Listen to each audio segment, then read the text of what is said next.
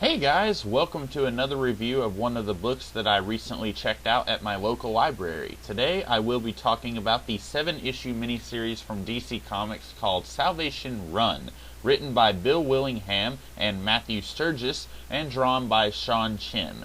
For those of you who are unfamiliar with this story, or if it's been a while since you've read it, allow me to explain what's going on here. The US government decided that they did not like supervillains, so they decided to teleport all of them to a faraway planet where they claim that the villains will be able to make their own world and their own way of life if they so choose. What the US government does not know is that this world is actually very dangerous, with technological animals coming out of the woodwork all the time to kill the villains. The 7-issue mini mostly covers hilarity ensuing while various villains make their own plans and stab each other in the back. And then, at the end, spoiler alert, we find out that this planet is actually a training ground for parademons, the foot soldiers of the planet Apocalypse, to prove their worth. While the parademons attack, most of the villains manage to make it back to Earth. The end. So the big reason that I checked this out was that I was interested in the concept of villains trying to survive on a dangerous alien world. I wasn't looking for much, I don't think, and yet somehow this book still managed to disappoint. I think part of the problem here is that this book feels more like it is the product of a committee and less the final work of art produced by someone who has a cool idea. Very rarely does it work out when you have a limited story that is started by one mind and finished up by another. I don't know the how or why of Bill Willingham writing the first 2 issues of this mini and then Matthew Sturges writing the rest, but just seeing the writing credits divided up like that makes me feel like this whole thing was an editorial idea and it didn't matter at all who put this thing out as long as it got put out. Which, when you think of how DC runs things now, and has been running things for the past 2 or 3 years, this sort of behavior really shouldn't be that surprising. And don't accuse me of judging this book just because there are multiple writers writing this story. Even if I did not take a look at the credits of this thing, it would still be a disjointed book. At times, I feel like I'm missing a large chunk of story that is not collected in this trade, and then I realize, oh, what probably happened was that in between the shuffle of the writers getting swapped out, a plot point that we the fans were supposed to see got lost along the way. For instance, the final group of villains to be teleported to this alien world includes Lex Luthor and Catwoman. Then we see Catwoman do a whole lot of sneaking around and spying on the various groups of bad guys on this world. Then when the 2 groups are in the middle of a giant fight, Catwoman is caught, and now Lex is saying that the last time he saw her, she was trapped in a piece of alien machinery. What?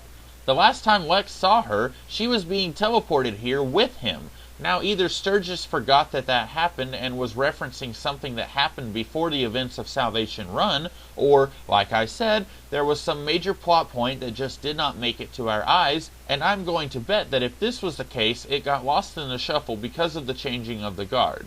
Beyond this whole thing feeling more like it is a factory-produced item that came from an assembly line that is the corporation of DC Comics, I feel like my biggest problem with this book is that it is just paced weirdly. The first issue has some of the Flash's villains exploring the terrain, trying to find the fabled safe zone on this world.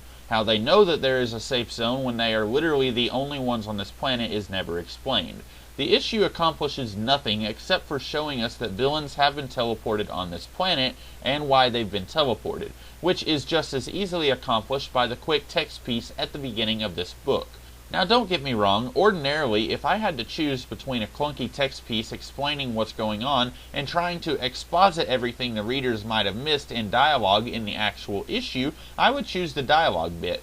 But since this already gives us the text piece, did we really need the whole first issue to establish that the villains are being teleported to this world and the reason why this is happening? Issue 2 isn't much better. In this issue, almost 2 whole things happen. Joker kills Simon and Lex Luthor is teleported to the planet. Seriously, nothing important actually starts to happen until issue 3, which makes me wonder why this could not have been done differently. 1, you could have cut out the first 2 issues entirely and let this be a 5-issue miniseries, since the major conflicts of this series, if there is such a thing, is the conflict of the ideologies between Luthor and the Joker, and that isn't even hinted at in the first 2 issues. Or you could have done Salvation Run as a big, huge epic along the lines of Countdown to Final Crisis or 52. I know that Countdown was going on at this time, but did anyone actually enjoy Countdown? No? Okay. Let this thing be another big weekly series that slowly shows the villains forming alliances on this alien world and see who gets left behind and who makes it back home. You could hype this whole year as a year without villains.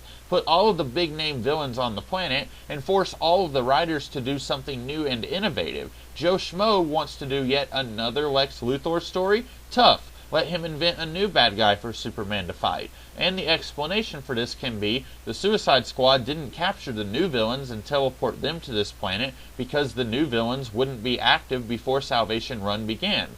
If this approach had been taken, then I would be much more okay with two useless issues that slowly set up the scenario our villains are stuck in, because you would still have like 50 more weeks to tell the actual story.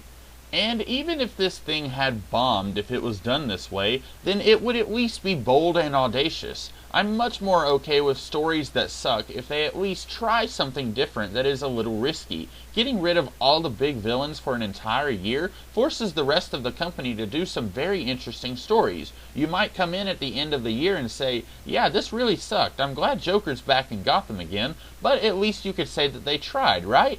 Overall, this book cannot claim that it was bold or audacious. The only thing that this book can really claim is that it wasted my time. Ultimately, it has an interesting premise, but it really didn't have enough time to explore that premise. I'm not even sure who the genius was who said that this should be a miniseries, because it ultimately seems like it just clashes with Final Crisis. Final Crisis began, I poo you not, the following month after this mini ended. So why did the villains really need to be imprisoned on a hellish world if they were just going to not mention it ever again? Why did Martian Manhunter need to be imprisoned on this same hellish world if they were just going to teleport him back to Earth and kill him in Final Crisis? I know I've complained about people who say that story didn't have a point before. As long as it's enjoyable, it doesn't need any other point, right? But this was not enjoyable, so I feel justified in asking, what was the point of this whole mess? Wow, I came away from this hating it a lot more than I thought I would. I mean, I did not enjoy reading it, but I didn't realize I had so much hatred in my heart for this story. But I did. So if you agree or disagree with me about this book, let me know what you think in the comments below. And if you like, be sure to like, share, and subscribe as well. I'll be back tomorrow for the final review of a book that I got at the library in this batch. Until then, I'll see you guys tomorrow. Have a great day.